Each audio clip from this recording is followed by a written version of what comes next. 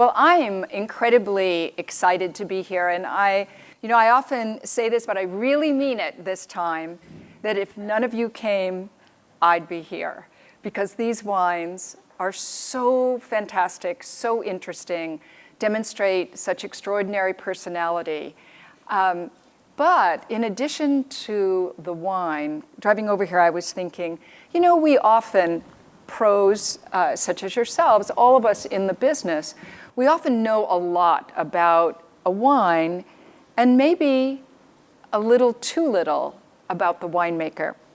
So this afternoon, this seminar, is all about turning those binoculars around and thinking a little bit more in depth about the winemaker, because I think you'll agree with me that the winemaker, his or her background, what they love, what they don't like, their philosophies, all of those provide an enormous insight into why wine tastes the way it does. So this is how this tasting will run. In respect for the older wines, I'm not even going to formally introduce our panel, though you can see who they are. We're going to wait to do that for a few minutes. And we thought that since these older wines have just been poured, and because you are pros and you're going to want to watch them for a few minutes in the glass, we're going to take, 5-8 minutes, just go through the older wines. Then I will actually introduce the panel, and then we'll go back one by one. Each panelist has brought not only a current wine of theirs, but also one of these older wines as one of the wines that inspired them in their early career. So let's begin, though, because I know we want to see these older wines before too much more time goes by. And if you would, just join me and let's start through these first 4 wines. And you see them labeled there right in front of you, starting with the 85 Heights and ending with the 91 Newton.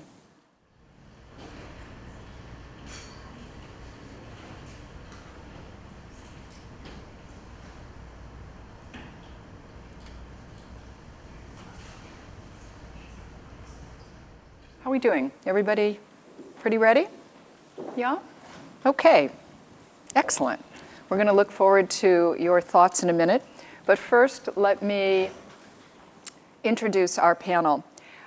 Each of these winemakers, I assure you, has a very long bio and a long list of accomplishments. I'm just going to give you the quick highlight of who they are, but I encourage you to go to their wineries' websites and read their whole long histories. To my immediate left, Rosemary Cakebread is the winemaker and proprietor of Gallica. Rosemary is a graduate of the University of California at Davis's Viticulture and Enology program. She was introduced to Cabernet Sauvignon at the historic Inglenook cellars, having had a cellar job there in the early days. But I think many of us know her primarily as one of the leading winemakers for many years at Spotswood Vineyard and Winery. In 2007, Rosemary founded her own brand, Gallica. Next, if I may, I'm going to introduce Geneviève Janssens. Geneviève was born into a French winemaking family, and she studied at the University of Bordeaux, where she received her diploma in enology in 1974. In 1979, she moved to California to go to work at Robert Mondavi Winery as an assistant enologist. Just 10 years later, she was appointed director of production at Opus One Winery. Since 1997, Geneviève has been the director of winemaking at Robert Mondavi Winery, and with her husband Luc, she also is the owner and winemaker of her own brand portfolio. Immediately between these two ladies is Christopher Carpenter. Chris is the winemaker of Cardinal, La Jolla, La Jota, and Mount Brave. He earned an undergraduate degree in biology at the University of Illinois, Champaign-Urbana. The bio says, while playing Big Ten football, and went on to receive his MBA at the University of Illinois, Chicago. He earned his master's degree in viticulture and enology at UC Davis. And in 2000, Chris was appointed winemaker first for La Jolla and later went on to assume that role also for Cardinal, La Jota, and Mount Brave. And then finally, Aaron Pott studied enology at the University of California, Davis, of course, and after that began working part-time in the research laboratory at Robert Mondavi Winery. But he soon went on to get a master's degree in viticulture at the Université de Bourgogne in Dijon, France. He then took the position of assistant winemaker at Newton Vineyard under legendary Napa winemaker John Consgard. Aaron moved to France and went on to become the winemaker at Chateau Troplong-Mondot, Premier Grand Cru Classé, as we know, in Saint-Emilion, and thereafter became the winemaker and general manager at Chateau Latour Figeac, a Grand Cru Classé in Saint-Emilion. He returned to the States. This is a ping-pong situation of going to France, coming to the States, going to France, coming to the States. He returned to the States to work with Beringer Wine Estates as winemaker for the company's international brands. And eventually, in 2004, he became the winemaker and general manager of Quintessa. In 2007, with his wife Claire, he formed Pot Wine, his own wine brand, and he also does quite a bit of consulting. So there you have our really esteemed panel, and people with very, not only different backgrounds, but I know very different philosophies, which is perfect because that's what we're about to get into. So Rosemary, we're going to start with you because the 85 Heights Bella Oaks was the wine that you brought as your inspiration wine. And I'm wondering, why did this wine inspire you early on? And when exactly did you taste it that first time? I came to Napa Valley in 1979, and I worked for Inglenook in making Cabernet. And along the way, I had the opportunity to meet Bell and Barney Rhodes. And, you know, we would run into each other periodically. And when I was in my late 20s, I received an invitation to Bell and Barney Rhodes' home on a weekend for this amazing tasting. I had no idea what the invitation really entailed. And so I walked into this beautiful home. And I'd never been to a place before where people entertained and they actually had a very scholarly and serious tasting. And amongst those wines was the BV, also the Heights Bella Oaks. And I remember at that time I met Daryl Cordy for the very first time. It was really the very first time I really met Barney Rhodes. My association was really with Bell. And those wines at that particular tasting, I have notes. I'm a collector of notes. I write notes all the time. I still have my notebooks dating that far back. And those wines turned my head because my parents were not wine collectors, they were wine drinkers. And I remember as a kid coming up to Napa Valley and Sonoma, and they would buy wine, but they would drink it. And it was not, and really not in a formal kind of way. So it was really my first experience with tasting a variety of wines, Mayacamas. And I had the opportunity afterwards to go back periodically to their home, these gracious invitations where it was really, felt like I was a student there. We're going to ask you to speak up a little bit, but a side box, for those of you who don't know Bell and Barney Rhodes. Bell and Barney Rhodes were iconic figures. They're now both deceased, but they were iconic figures in the Napa Valley, especially in the 80s.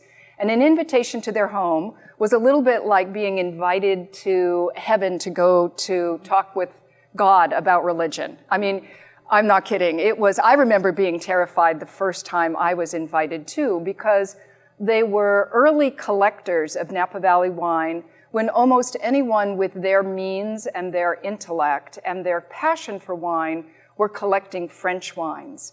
And so their cellars were just astoundingly full. They were also great mentors to many of the early chefs as well as winemakers in the Napa Valley. And best of all, the kind of dinner party that Rosemary is talking about was really like a salon. They would put together interesting people, and it would be hours that you would sit there, and you really had to hold your own. You had to know your stuff, be an interesting person, have an interesting viewpoint on food and wine. And they cooked these dinners themselves. It was a great loss, really, when both Belle and Barney passed away more than 10 years ago now. But yes, so, and were they mentors for you as well, or who was? Belle definitely was. I would consider Belle Rhodes at that time to be somebody I really looked up to. And also the other thing that really struck me is many times, at that time particularly, French wines were what were presented at wine tastings, and everybody was like looking toward Bordeaux for inspiration and guidance. And what I loved about them and what I found so appealing is, and what I learned so much about Napa Valley wines is they were very interested in Napa Valley and California wines, and they were collectors of those wines. And it was a place to go to really be able to taste many wines on the table at the same time. And they had done their homework. They had notes and maps and books. And so for me, it was probably the most formal education that I could have got at that time about California for somebody that was in their late 20s. Yeah.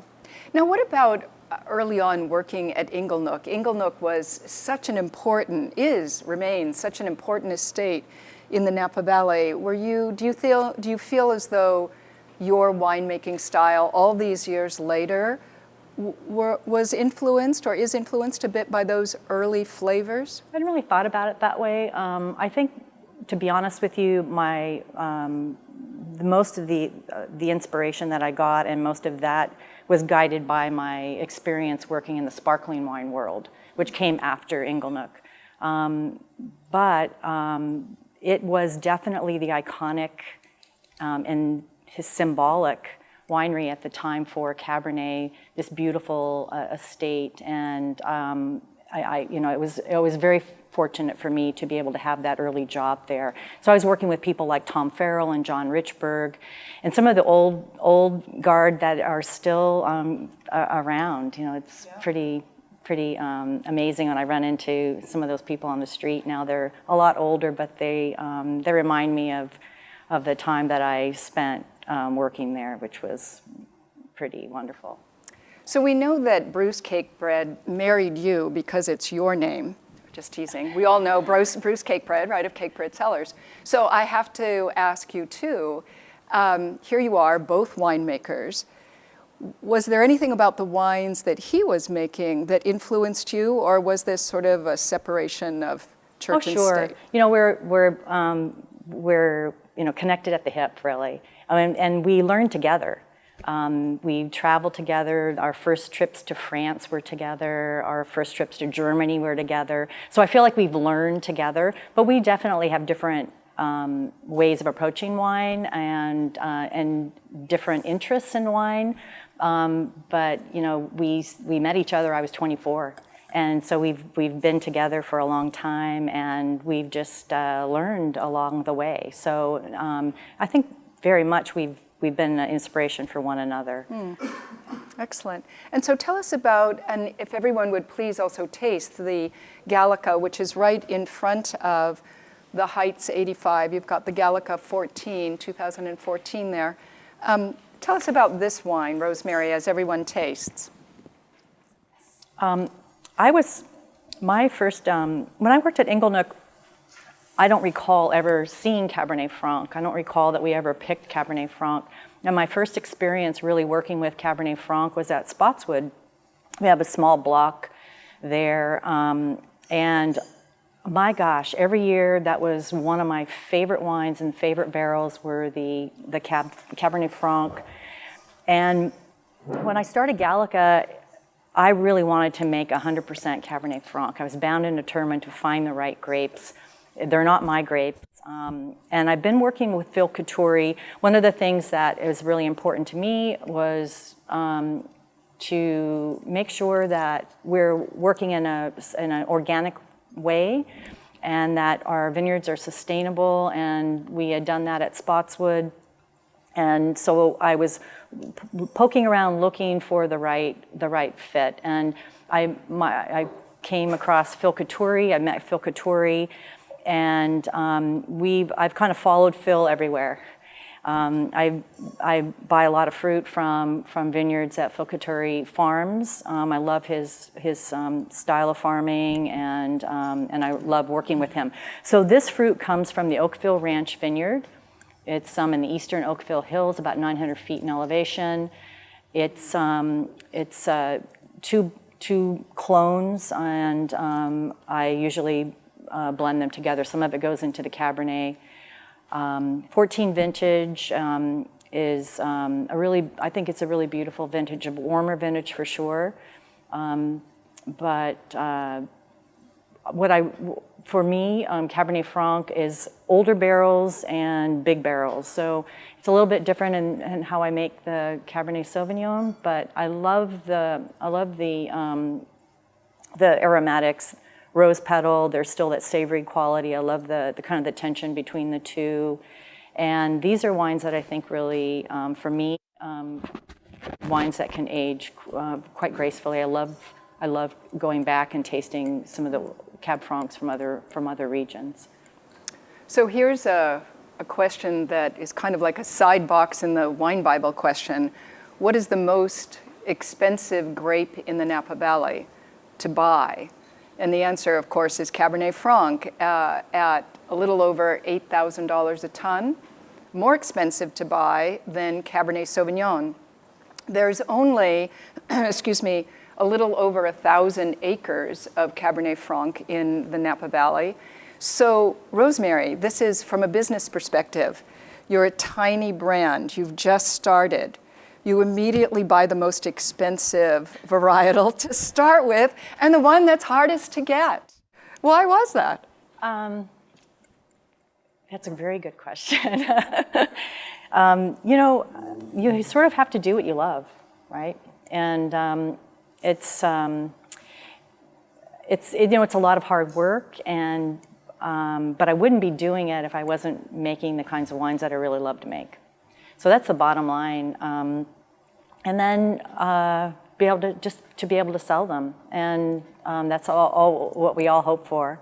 And as I've been really lucky to be able to do that. So everything we make, we can sell. We sell some direct, but we're out in broad market distribution as well. But I'm making the wines that I really love. Otherwise, I wouldn't be here. And how much is Gallica? It's Cabernet Franc? So the Cab Franc we're selling, I think it's $195 a bottle right now.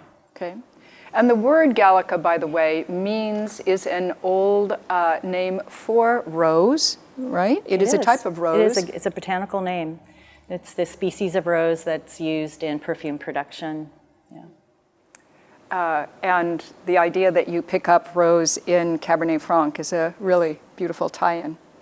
All right. Thanks, Rosemary. We'll keep going back and forth a little bit, but and hear back and forth from everyone a couple of times. But I want to move now to Geneviève. The 85 Beaulieu was her choice, the Georges de Latour. So Geneviève, starting out, why was that wine so inspiring to you, and when did you first taste it?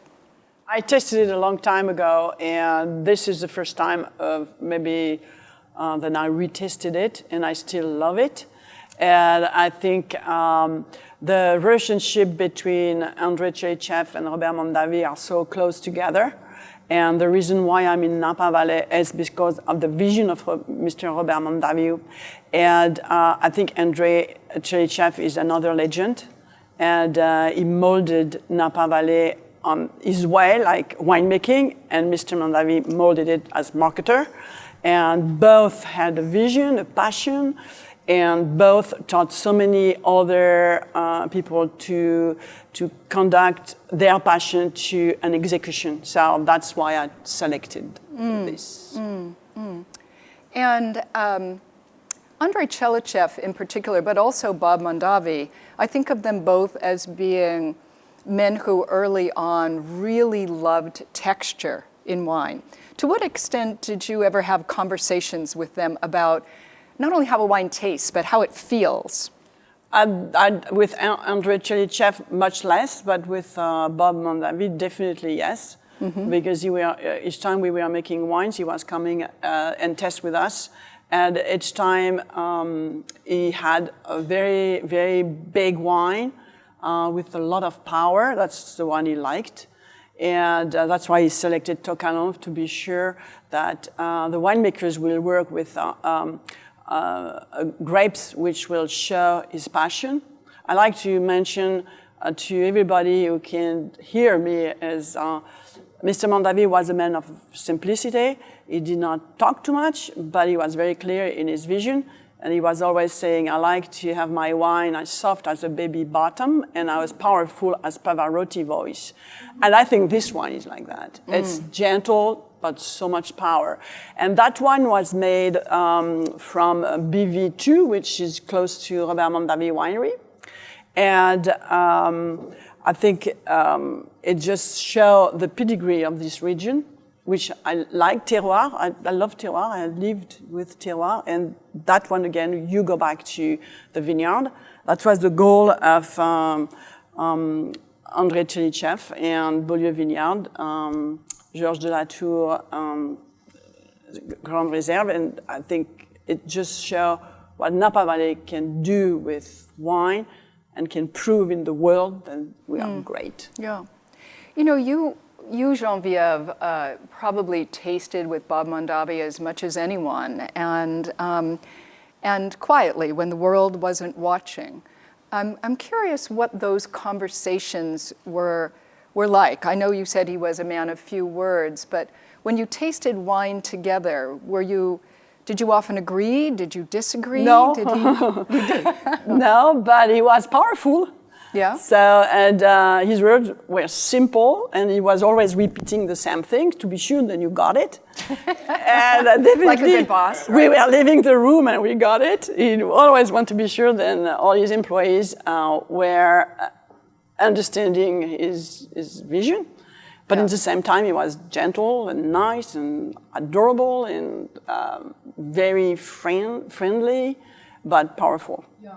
Very powerful. So that's why I thought it would be nice to have this wine to talk about the two men. I don't know if, I'm sure you have maybe more to talk about Andrei Chelychev. Yes, side and box I think on... it would be nice to compare. Oh, we're not done with Geneviève yet, but side box on Andrei Chelychev. Andrei Chelychev was a white Russian who left Russia to escape the Bolshevik Revolution, moved to France and as a young microbiologist went to work at the Pasteur Institute.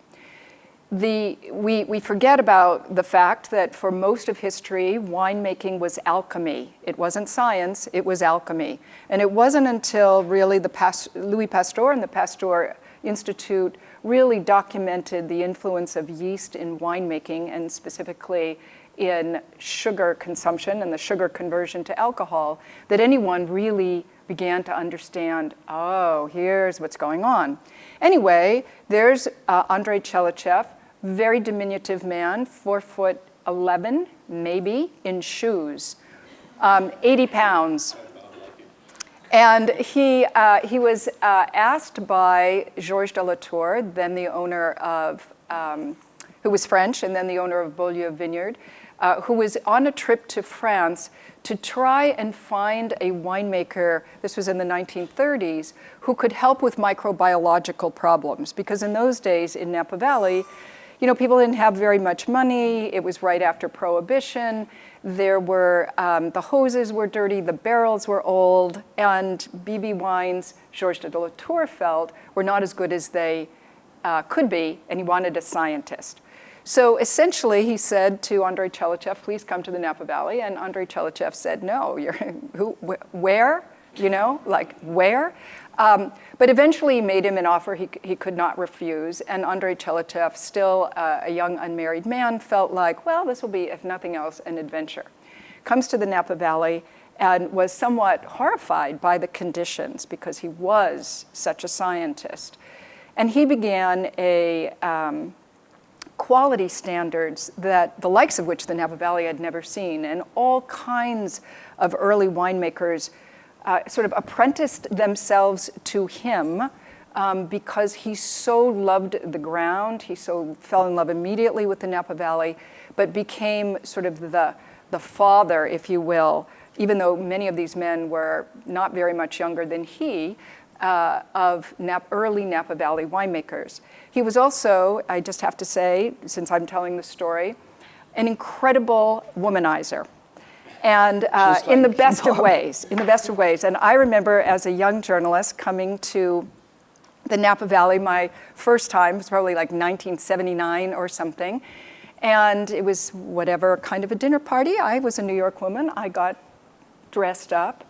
And Andrei Chelychev came and he said, Madame, I was probably 22, your arm, please. It was summer. I hand him my arm. He smells my arm. He said, it would be better if you were a little sweaty, but really beautiful old wine smells like the arm of a young woman. And he went on and on. I mean, he would do this all the time. There is no woman at that time who was a young woman who didn't have Andrei Chelychev stories about, and he, for all women, of course, insisted on kissing your hand. I mean, he was straight out of Russian nobility. He once later amended his comments to me and said that Pinot Noir, the dead ringer for Pinot Noir, was a young woman who had just gone to an opera and had taken off her opera gloves. And so the smell of leather and her slightly sweaty arm was how he remembered Pinot Noir. And now all these years later, it's how I remember Pinot Noir, although God knows I don't really know what that smells like. All right. But so Geneviève, you were really, to be here in those days and working with those two men must have just been extraordinary. And those two men worked with very few women. Were you one of the only women? You must have been. No, Bob had a lot of women at the winery. Zelma Long is the person who has hired me. I didn't know Bob. We knew Bob internationally because he was marketing and learning everything, bringing back everything he knew to his team. And he loved women too, just differently. He was Italian.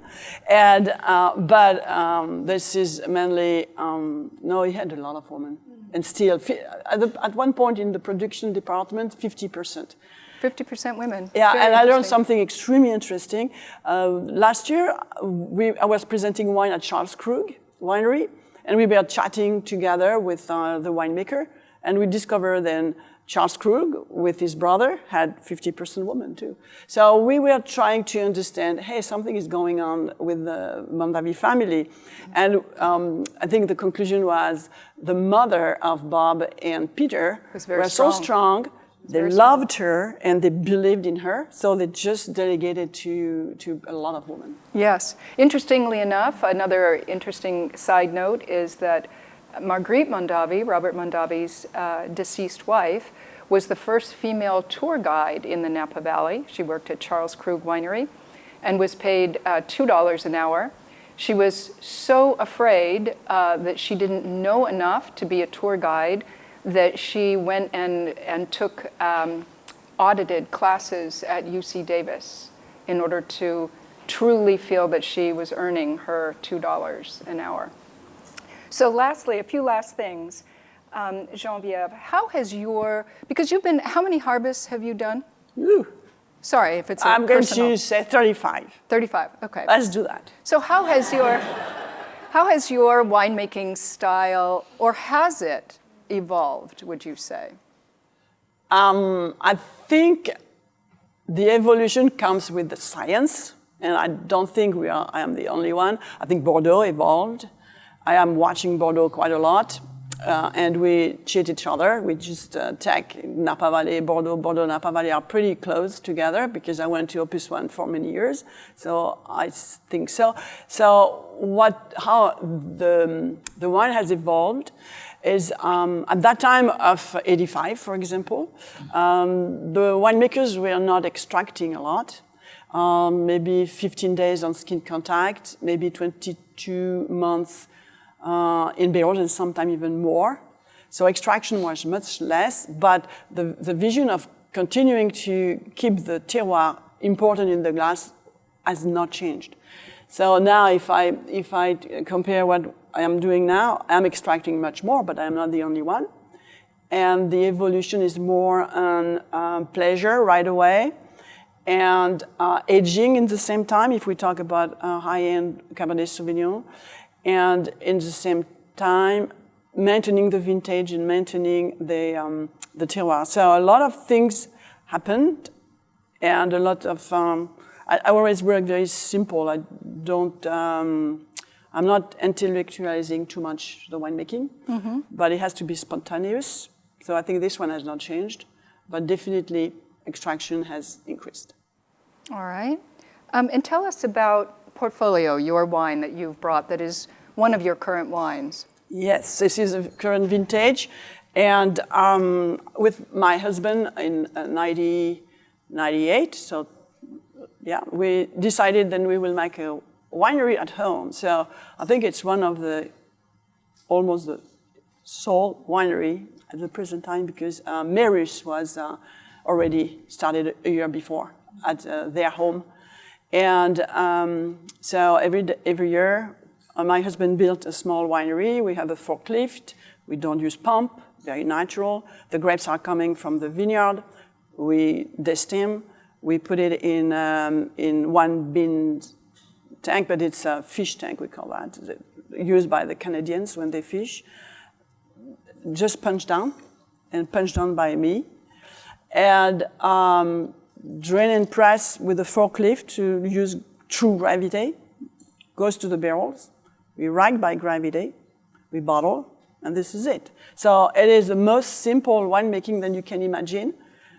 But I think it's where we are expressing, and I am expressing, the best satisfaction, because we don't have all those pumps and the temperature. To control temperature is just dry ice. So simplicity, but the terroir is important. And the vintage. And so what terroir is it? Where are you exactly? So it's George Hendry range, which is southwest of Napa, when you go up to Hess Collection. And Cabernet Franc, which is 15% and sometimes 20%, is dealer east from Tocanon, from Oakville, you know. Very, very nice. I would like to have more Cabernet Franc. Yeah. I might. We'll see. And how much is this wine? 165. 165. Okay. Great. Thank you. All right. Moving on. Everybody doing all right? Good. We'll save some questions at the end, unless you have a pressing question right now. Yes. Would you repeat the blend on that? 15% Cabernet Franc, and the balance is Cabernet Sauvignon, and that's it. But sometimes it goes up to 20%, depending. And Georges Latour is 100% Cabernet Sauvignon. All right, thank you. Let's see, Chris, you're up next, and with the 1990 Groth, why was this an inspirational wine for you? Well, a little bit of a different type of story. I was, as was mentioned, I left the University of Illinois at Champaign-Urbana with a degree in biology at a time when there wasn't a lot you could do with a degree in biology unless you were going on to further education in med school or something along that line, or education. So one of the ways I got myself through college is I attended bar at a campus bar in Champaign. And when I went up to Chicago, I needed a job. So I got a job at a bar, an Irish bar. And this is an Irish bar that was open till 4 and 5 in the morning. So many of my guests from about 11 till close were people from the restaurant scene all around Chicago that would come in. I was their bartender, and we were their watering hole. And a lot of these people became my friends over the couple of years, 3 years that I was working there. And we would explore restaurants together. And our knowledge, we were beer drinkers back in those days. But when you are working in a restaurant as a young person, and it was at a time that the wine scene was starting to blow up in Chicago, you're gaining an appreciation for this really important part of a meal. There was a guy who, and so we would visit each other. They'd come in and I'd pour them a couple of cocktails here and there, and then we'd go into their restaurant and they would serve us and do the same. And it was a very great situation for somebody in their 20s with very little money. There was a buddy of mine who was about 2 or 3 years ahead of all of us on the wine education scene, who worked at a small place in Little Italy. Anybody from Chicago? Anybody? No. Well, this is a place called Tufano's, and it's still there. It's the kind of place you walk in and there'll be a table of Chicago cops next to a table of traders, next to a table of the Chicago Bulls. I walked in there, Phil Jackson, and 3 of the Bulls were hanging out one time. Next to a bunch of bartenders with great thirst, which is my table. This guy was a server there, and we would go in there, and it was the kind of menu that had the sausage and peppers, sautéed, and I can still smell that as I say it. The broccoli and garlic and shells in a big bowl. It was old school, and we would go old school and order the bottle of Chianti in the basket. And this guy only could take it for so long, and he finally, after a couple of times and many visits elsewhere, he said, "Listen, I brought a bottle. I knew you guys were coming in tonight. I brought a bottle that I want you to taste. I've been really digging this wine, and I think you guys will too." He understood that we were kind of on the edge of moving away from the basket wine into something a little bit more exciting. And that bottle was the 1990 Groth Reserve. And up until that point, I hadn't thought about this as a career. I was looking for something. I was approaching my 30s. I had gotten a job.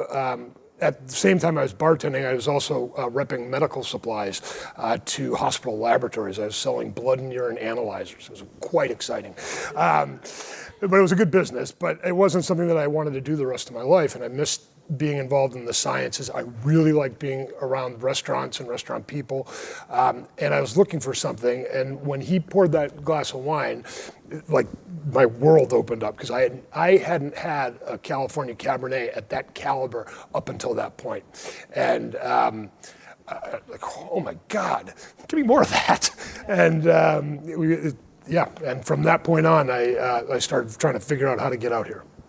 And that's why that wine is part of this tasting. Fantastic.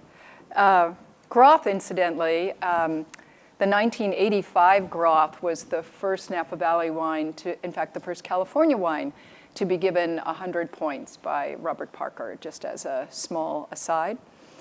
So Chris, I always think of you, I've heard you talk a lot, and I'm always struck by, on the one hand, you're a real scientist. On the other hand, you work with lots of vineyards as a result of La Jolla, Cardinal, La Jota, and you seem to also have an intuitive feel about vineyards and grapes. So how do you reconcile that, like right brain, left brain? Are you a scientist first and then you go with intuition, or you go with intuition and then use science to check your instincts in a sense? That's a really good question. And I would say that most winemakers are mostly left brain thinkers most of the time. Mm-hmm. The analytical side, because we have to be. We're trained at Davis mostly as pathologists. We're looking at what happens in the melange of all of the compounds in a wine during the course of that fermentation up until we put it in a bottle, and making sure that all the other organisms that are running around out there that want to get a piece of it, that we're making sure that when they start waving their hand that we're ready to act on it. So there's a lot of that kind of thinking that goes on. And as you progress in winemaking, and all 3 of you having your own business, you start having to worry about numbers on that side of it too, the business side of it. So one of the keys, I think, to really great winemakers is if they can turn that off somehow, whatever their inspiration happens to be. Apparently, Andres was women, how he would turn it off and he would start thinking about what makes a woman beautiful, and there's absolutely nothing wrong with that.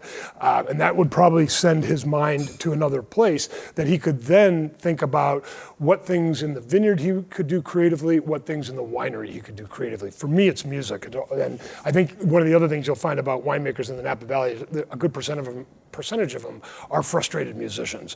And I still play the trombone to my family's chagrin.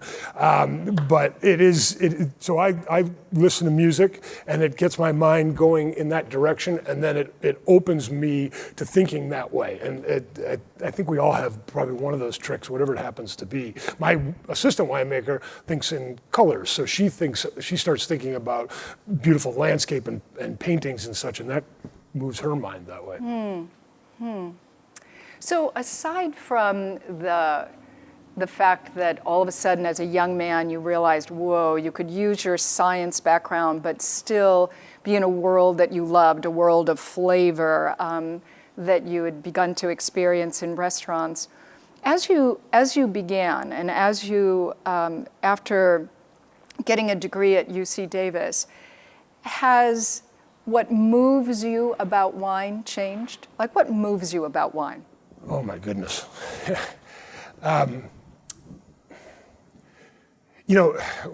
Personally, I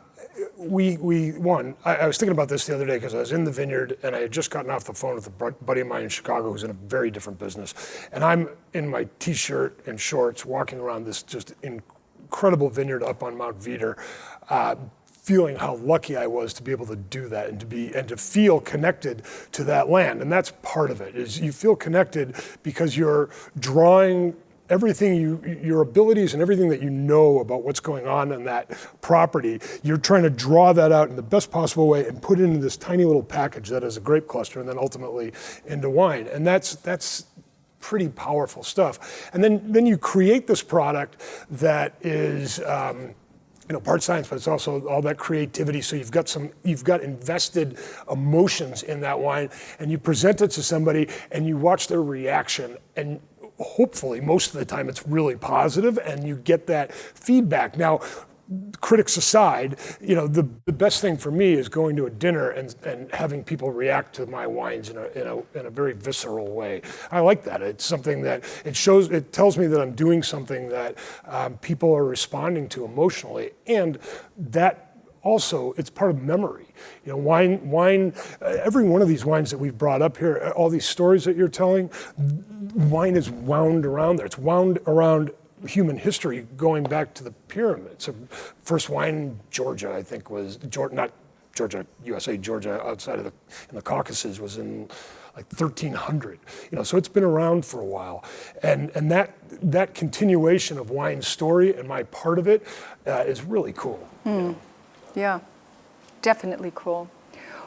Tell us about this wine that you've brought, the La Jota, and tell us a little bit about your view on mountains in the Napa Valley, because I know you make wine from almost every mountain, right? Yeah. So I brought this wine because it has its own great story in the Napa Valley. La Jota was actually founded in 1898 by a guy named Frederick Hess, and he ran it. He had bought the property, George Yount, who had bought it from Mariano Vallejo, who had probably absconded with it from some of the Wapo that were living in the valley. So the history of this property goes back. It's up on Howell Mountain. It's off of Las Posadas Road. Frederick built, and Frederick is probably a distant relationship of the Hess over on Wieder. Hess is like Smith in Switzerland. There's a lot of them. Frederick built a winery up there out of the tufa that was scattered around the area. We still operate out of that winery. It has a keystone of 1898. He and a gentleman named Keyes, Winfield Keyes, who owned the vineyard down the street, who we now own, put their wines, I want to say it's in the 1902 Expo. They're probably whites. They weren't white, but we don't know what the varieties were. Probably Riesling, Gewurz, those kind of varieties. And it won a bronze medal way before the 1976 tasting in France. He ran it up until he ran out of money and Prohibition hit, and it remained fallow up until 1976 when this crazy guy named Bill Smith rolled in. And Bill refounded La Joda. He worked up there with Randy Dunn, who helped him plant the vineyard, and Helen Turley did a small stint there. One of the vineyards that he planted in 1976 was Cab Franc. This wine is that vineyard. So we probably have one of the oldest Cab Franc vineyards in Napa Valley. From this block that Bill planted. And that was at a time that everybody was planting Bordeaux varieties on AXR because that was the new hot thing. Bill was a little bit of a eccentric, and he planted this on St. George. So it still survives to this day. We don't get a lot of fruit. We get, at best, in big years, a ton an acre. And there's a couple reasons for that. One, these are rows that were planted for tractors the size of an Escalade, so they're really wide rows. As plants get older, they don't throw as much fruit. They self-regulate. Just as we get older, we don't do as many marathons. They're doing the same thing. They're only throwing so much fruit. But the fruit that they tend to throw, you don't have to manage it that much. This is one of the vineyards that I hardly do anything in.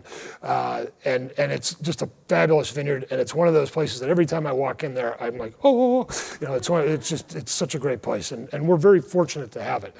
Mountain viticulture is my kind of bailiwick. The brands that I've worked with since 1998 are all mountain based. So I have a vineyard that I oversee on Mount Veeder, on Diamond Mountain, on Spring Mountain, on Hull Mountain. There's a big departure in fruit structure mostly, and the ability to hold acid off and concentration to a certain degree off of mountain vineyards than there are off of the valley floor, and it has a lot to do with temperature shifts, with the diurnal shift as the afternoon turns into night, turns into morning, and being above the fog line to a certain degree in the cooler part of the day. Each one of those mountains has its own kind of texture. As you would, by the way, how did Hull Mountain do in the Bocce? Was there a Hull Mountain team? We would have kicked your ass. No. Anyway. Non-discrimination. Yeah. And my job as a winemaker, and I think all of our jobs, is to understand what separates these appellations from a flavor perspective, from a growing potential perspective, and to present those to you. There's so many different wines out there, and we don't want all the wines to taste alike. We want them to have that signature. And my job, more than anything, is to make that signature about the place, not about what I'm doing as a winemaker. So I work really hard not to implore winemaking technique too much into the wine. There's certain things that we have to do, and there are stylistic differences that naturally come out from our different approaches. But yeah. So just as a clarification, I don't know, the journalist in me wants you to complete this sentence. You began to say mountains have a different acid profile, and then you began to talk about holding acid. I assume you meant that you feel that mountains hold acid well. They hold their acid a lot more, typically because they're cooling down a little bit, and then they're staying at an equilibrium throughout the night, and those acids drop with a lot of heat, and so you're dealing with a little bit more of a, I don't want to say temperate, but 2 to 3 degrees shift maybe, and those acids tend to stick a little bit, which is a good thing. I'm not messing around with acid in the winery. Again, then that becomes about place. You look at the acids off of Diamond Mountain, the pHs tend to be much higher, and the acids much lower, or much higher as well. Acids are lower, pHs are higher, versus Veeder, which tends to have really low pH and high acid. And you can feel that on the texture, on how those wines present themselves from an acidity standpoint. And acid, for me, is like salt for a chef. It really defines that dish that you're making. In our case, it really defines that wine in that place. One of the interesting historic aspects of Napa Valley that I've been noticing in the last, I would say, 5 years or so, is the use of the term fresh when you talk to Napa Valley winemakers who work primarily in red wine, which is primarily almost everybody here, But you never heard the word fresh 20 years ago. But this idea that Cabernet and Merlot and the Bordeaux varieties in general need to have an underlying sense of lift and aliveness and freshness, not just acidity, but fresh is more than acid. But it's a very interesting slight turn of focus, I think, in what makes Napa Valley red wines beautiful. Yeah? Do I agree? Do you agree? Oh, yeah. Okay. Does everybody agree?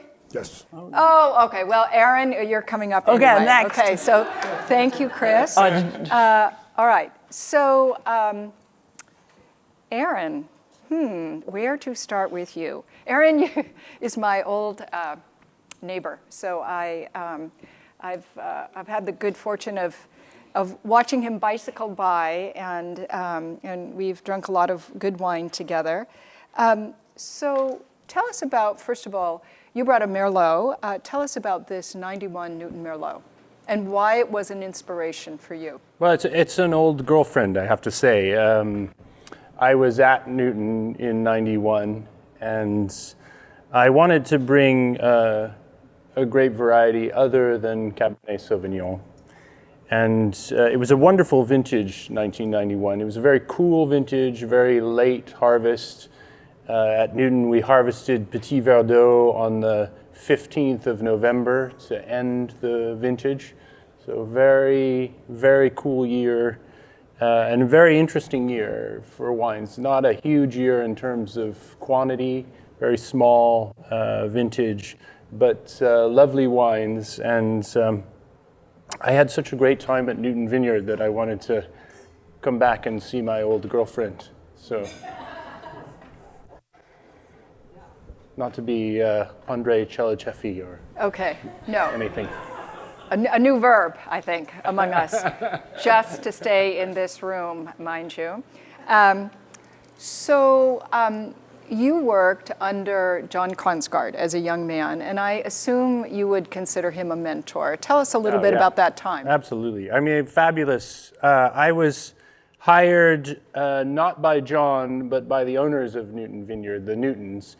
And John was disgusted that they would go over his head and hire somebody to work with him. And so he called me on the phone and was very curt on the phone and said to me, "I just need to see you before you come to work for me." And I said, okay. And we made a date, and I drove up in my car and I was listening to Mahler's Fifth Symphony as loud as I possibly could in my car. For some reason that day, I'd just been stuck on Mahler's Fifth Symphony. And it probably was Providence that this happened, because just as I arrived at Newton Vineyard and everything was reaching a massive crescendo in the symphony, John comes out of his office and walks across, and I roll down my window and I kind of scream over the music, "Do you know where John Kongsgaard is?" And he says, "Are you Aaron? I don't need to see you anymore. You're hired." John's a big music lover, and so we bonded very quickly, and he's the most generous person with his knowledge that I've ever met. And I quickly became a very close part of his family. And his wife is an excellent cook, and we would have dinners very often. And at the time at Newton, we had two consulting winemakers. The Newtons had loads of money, so they were just like throwing money at everybody. And they had a real kind of Atlantic lean. So they hired Dominique Lafont to consult with them on their white wines, as you would, if you had a lot of money. And then they hired a young gun out of Bordeaux, Michel Roland, at the time. And it was only his second gig in working in the US. So he had worked with Simi and then Newton. And now he works with everybody, so. But it was a great experience. He's not young anymore. Yeah, he's not young anymore, no. Nor are any of us. Anyway,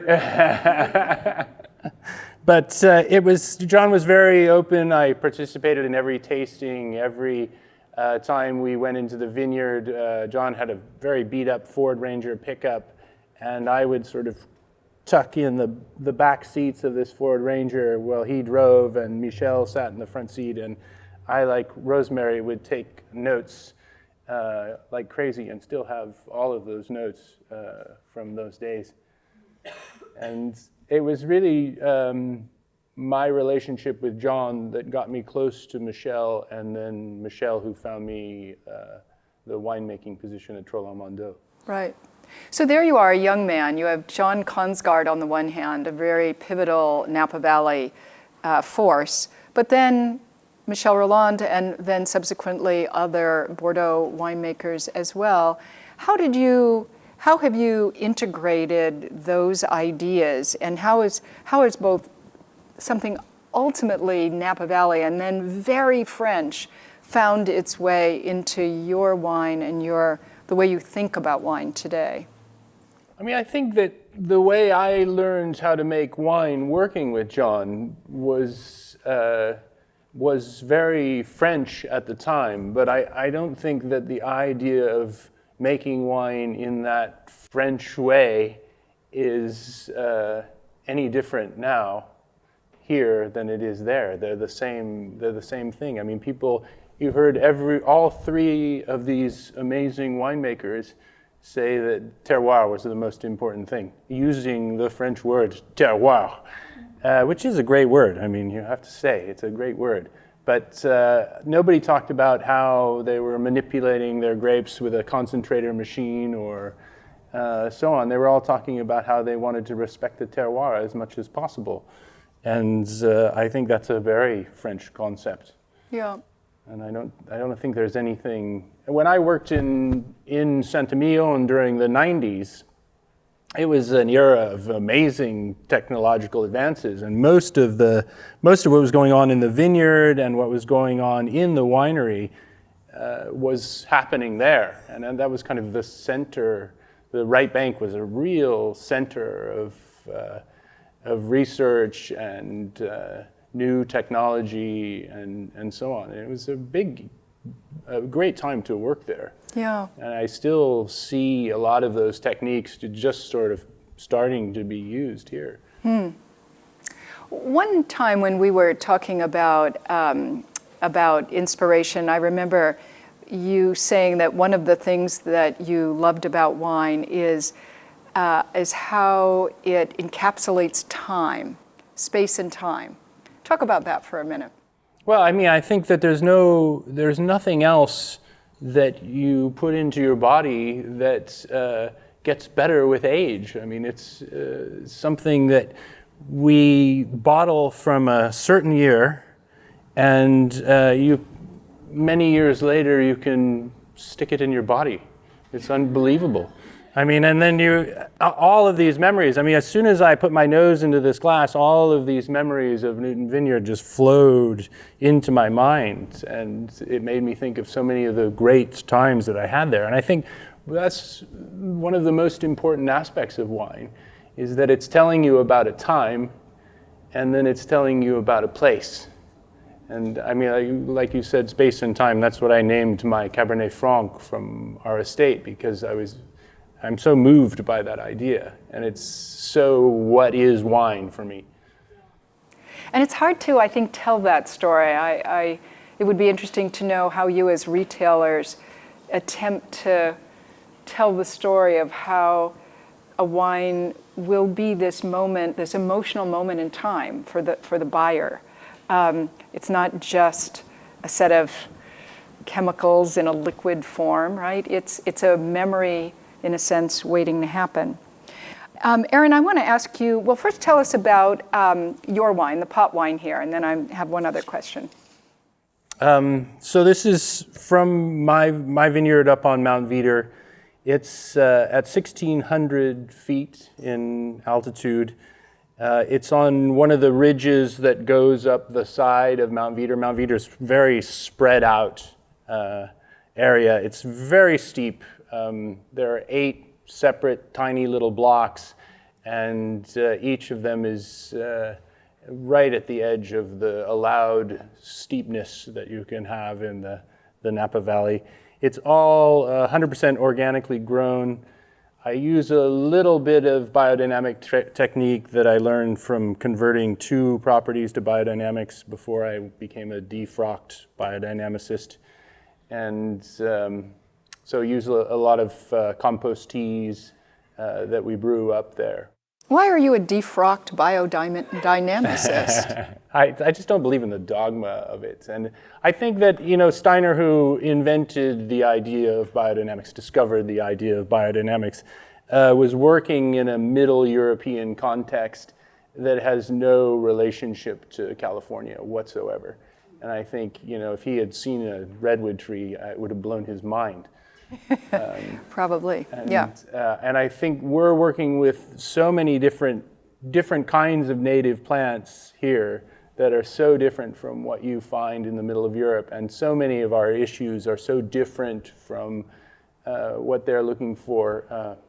Certainly, it used to be that in Europe it was impossible to ripen grapes. In the sort of 7 vintages that I worked in Bordeaux, we never had a ripe vintage. We never picked at optimum ripeness. You always picked before the rain. And you need to bring the heat, you need to bring the maturity there. And here we don't have that issue. It's generally the opposite issue, that we want to keep the grapes from getting dehydrated, from getting raisins. Right. So it's a different set of circumstances. It is very different. Rudolf Steiner was, of course, Austrian, so he worked in a natural environment that was radically, radically different. So because so many really pivotal experiences happened to you as a young winemaker, you found yourself in, or you created circumstances around incredible individuals, and then were able to maximize those and really learn from them. It makes me wonder if that was A, conscious on your part, and B, what kind of advice you give young winemakers today, because I know there are young winemakers who want to work with you. I think I was one of those people. I was really turned off by science. Period. I have to say, I'm a very right brain. I think I only have a right brain. I might not have a left brain. But wait, take off your hat. Let's see. But so I really learned how to make wine from being with people and asking questions and learning from those people. And I didn't, in a scientific context, I didn't find those people that were going to show me how to make wine. And I really had to go out into the world of wine to find those people. And when I found them, I stuck to them like glue and annoyed them every day with my questions. But there are a lot of people in this world that are very open to teaching and very happy to give you their knowledge of what they know about wine. And I was lucky to find people that were very honest about their abilities and their understanding of wine, which saved a lot of time for me, I think. And I think my suggestion for young people that want to get into wine is to just find someone that they think is great at making wine, who makes great wines, and just stick to that person. Stick to that person, yeah. Before we open it up, one last question for all of you. These older wines have sat here for a few minutes now, about an hour now. Much more, of course, is known about winemaking today than when any of these wines were made, most of which are about 30 years old. So these wines, this first flight, were made without the benefit of what is known today. So when you taste them, when each of you taste them, I'm just wondering if you find that humbling in some kind of way. Because clearly great wine was made for a long time without very much what we would today consider certifiable skill, right? It was somehow, nonetheless, great wine was made. Is that humbling? No, I mean, I think that's a testament to the site Testament to the site? more than Okay. anything else.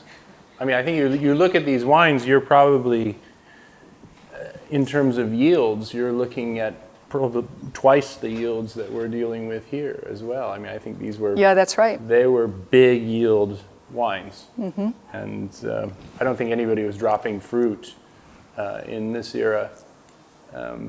So it's a very different way of making wine. A little bit more trusting nature. Yeah. Anyone else want to go on that? I would say it's refreshing, actually. It's refreshing to know that? Refreshing, yeah. With the exception of cork, the knowledge that we've gained in trying to identify and eliminate cork taint, I would say that these are just really refreshing in terms of they're distinctly different. They really speak to site. They speak to a period of time, and in most cases, different rootstock for sure. I kind of love this, and I love the fact that we're kind of going back to this. Yeah. Going back to this because you feel that the Napa Valley as a whole is orienting itself in more of this, what we might call style of wine? I think we've explored ripeness. I'll use it that word, and I think that many winemakers, many houses have decided that the pendulum may be swung a little bit too far to one side, and there's really honing in on what we do best and bringing out the best from every vineyard, and balance. I think striving for balance, and certainly the wines that you're tasting on the flip side reveal that. Yeah. Indeed. Shall we open it up then? Comments? Yes, questions or comments. Please, whatever. So earlier today, we had another kind of discussion where we were talking about diversifying Napa Valley. So Can you repeat that? What was? diversifying Napa Valley. So when we talk about Napa Valley, we tend to just talk about Napa Valley, not talking about 16 or 17 different AVAs. Not like Bordeaux, we talk about Bordeaux. Yes. That should be a focus. But I mean, when we talk about Bordeaux, you're talking about massive areas. I mean, Napa is only about the size of Saint-Emilion, so it's pretty tiny. Burgundy too? Yeah. As small as Burgundy. Bordeaux is 6 times larger than the Napa Valley. To start to convey the message on what each AVA has to offer. Yes. And how Education. Where would you start? Like mountain wines versus valley wines? Drinking. Styles? I mean, there's a huge difference between the mountains. I mean, Chris, you try Chris's wine from Howell Mountain and try my wine from Mount Veeder. They're both mountain wines, but they're both so different in character. I think, most wineries are now focusing on the sub-appellations, which the vintners sent those wineries that didn't put Napa Valley on their label a little letter saying, please don't forget that we're Napa Valley as well, which was interesting. But if you look at most labels these days, there is more of a focus on what separates Oakville from Yountville, from Veeder, from Howell. And I think that goes to the collector because the wine culture in the U.S. is becoming a little bit more explorative. They want to know what those differences are, what separates, why is Oakville, and then it goes even further in Napa when you see Tokelon, or when you think about Tokelon and Marisoli, or the Keys Vineyard on Howell, or any number of the great vineyards that are out there. People want to know what each one of those vineyards makes that particular area distinct.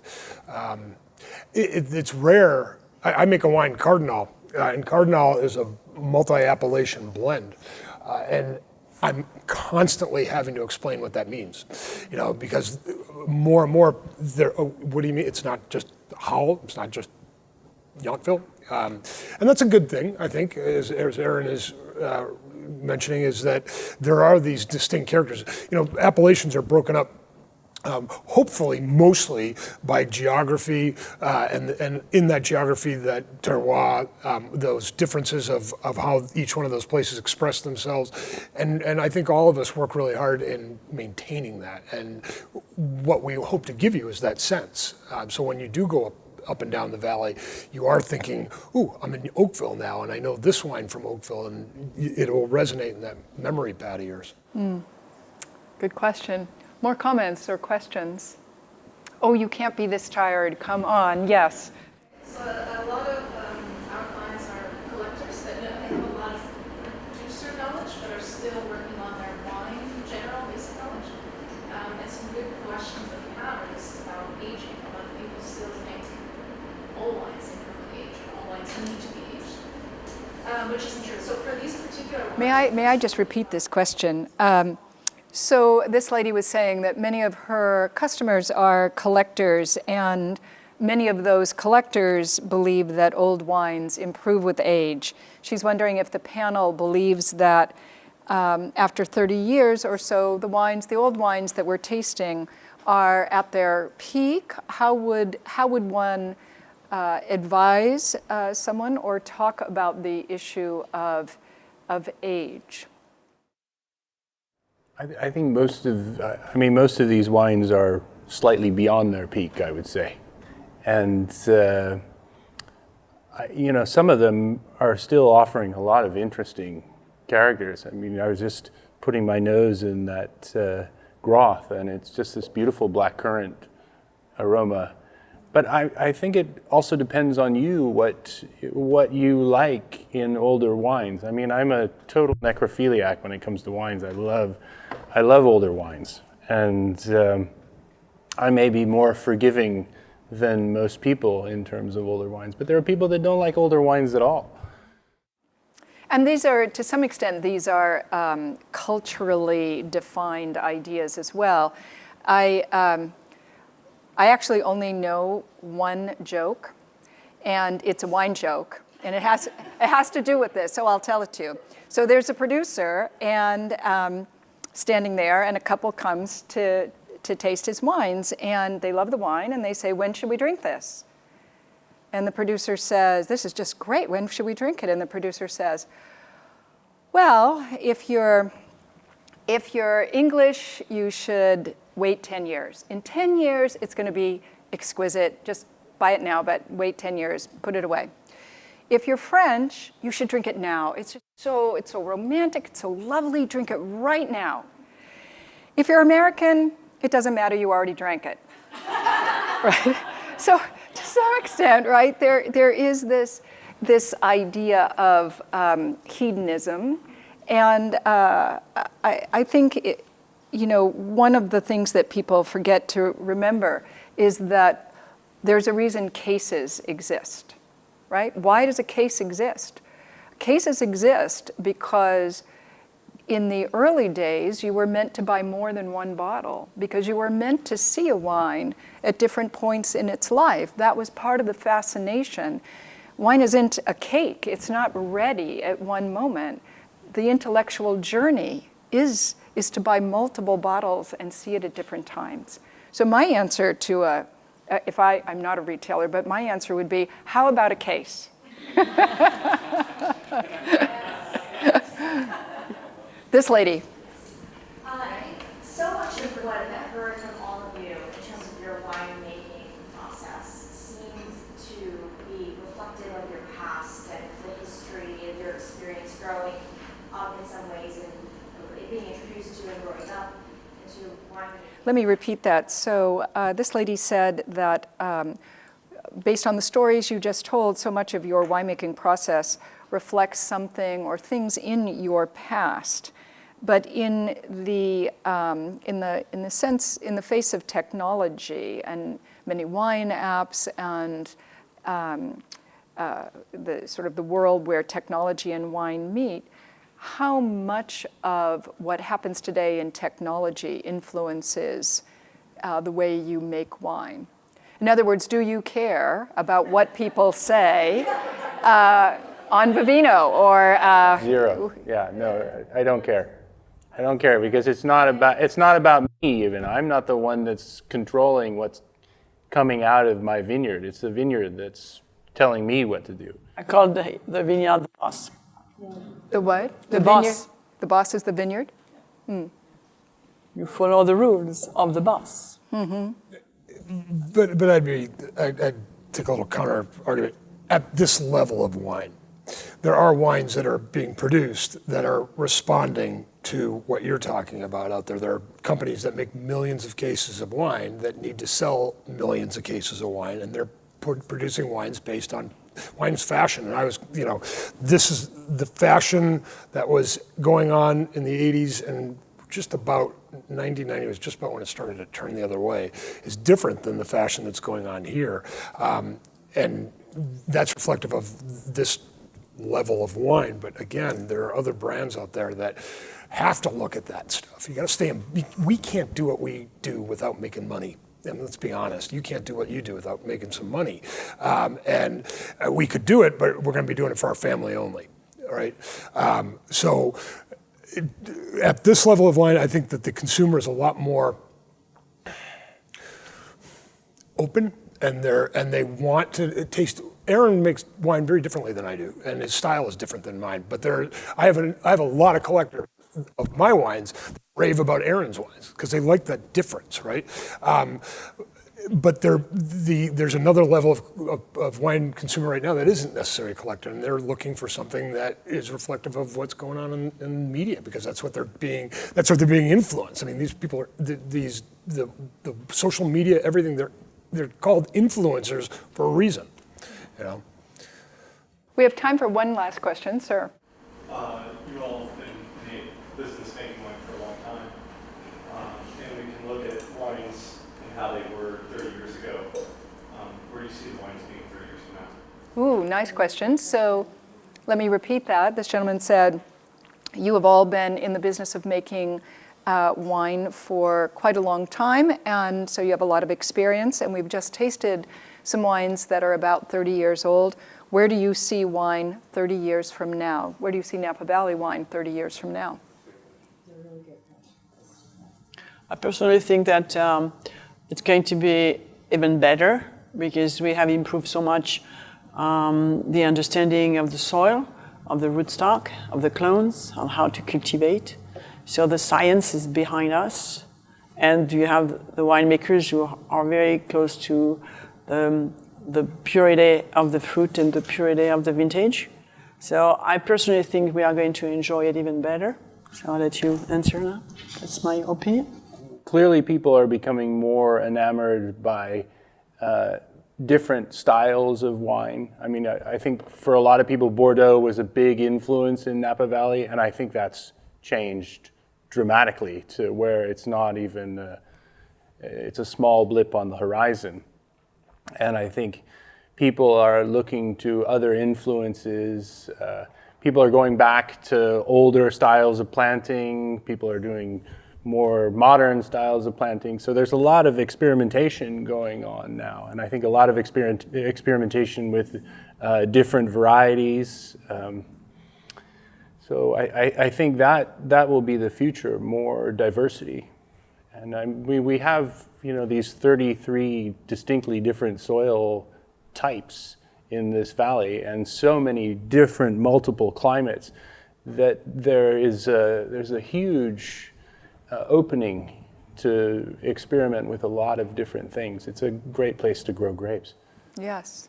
I think that's what we have to remember is the Napa Valley. We are so blessed with the climate that we have here, and there's an opportunity to grow an amazing amount of more diverse fruit than we have. I think Merlot should have taught us a lesson. The kind of the massive planting of Merlot fell a little bit out of favor. We're seeing the same thing with Cabernet in some ways. And I think that there's just some opportunity out there for varieties that can make incredibly beautiful wines in warm climates that people are beginning to secretly, quietly experiment with, going to other wine regions and looking at. And I do think we'll see some some wonderful things happening. And I have a lot of optimism and confidence in Napa Valley that we will overcome any of these little blips and obstacles that we're seeing right now and continue to make beautiful wines. And on that note, will you join me in thanking this fabulous panel?